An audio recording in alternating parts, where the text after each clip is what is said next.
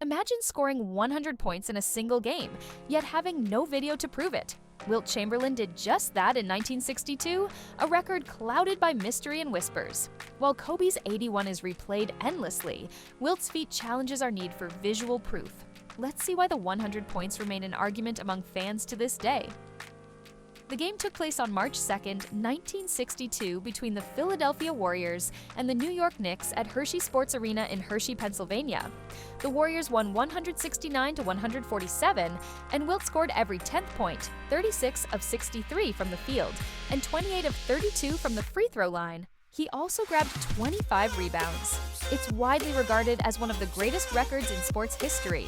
One of the biggest puzzles, no video of the game exists. There's audio of the fourth quarter preserved by the Library of Congress and a single iconic photo, but no cameras captured the action. Some fans question the record outright. After all, how can something so extraordinary lack any visual proof? A curious point. There is footage of a Wilt-charged confrontation with Bill Russell, but not of his scoring 100 points. That gap feeds the doubt. Fast forward to 2006, Kobe Bryant scored 81 points in a game, a feat replayed countless times and often cited by fans as the most credible single-game scoring record.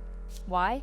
Because it was broadcast, taped, and broadcast again, leaving no room for debate. Kobe's record is tangible, while Wilt's rests on whispers, memories, and box scores.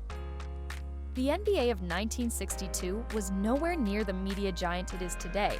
Games often weren't televised. Media coverage was sparse. NBA still fought for attention against college basketball. Wilt's era also had different game rules: no three-point line, slower pace, different defensive strategies, making his 100-point night even more unfathomable by today's standards. Despite the lack of video evidence, strong proof remains. The radio broadcast of the fourth quarter survives and is archived in the Library of Congress. Detailed box scores, 36 out of 63 from the field, 28 out of 32 from free throws, 25 rebounds support the claim. Teammates and opponents like Joe Rucklick, who passed Wilt the ball for his 100th point, and Tom Meschery confirm the story.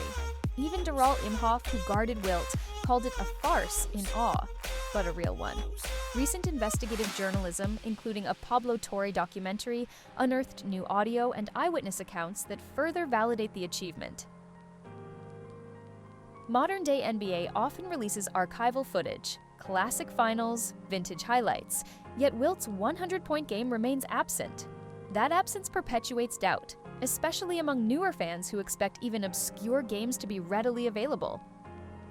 In Wilt's era, NBA lacked the infrastructure or incentive to record every game, making this rare for the time, not just a lapse in documentation. Wilt's 100-point game sits at the crossroads of myth and legend. It's an outlier in sports history, both statistically documented and shrouded in mystery. He played in a different era, a time when legends were built on stories, not highlight reels. Today, Kobe's 81 might feel more believable, but Wilt's 100 stands alone, defying skepticism and challenging our need for proof.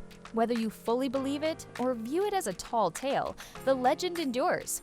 Because sometimes the greatest feats transcend video and live broadcasts.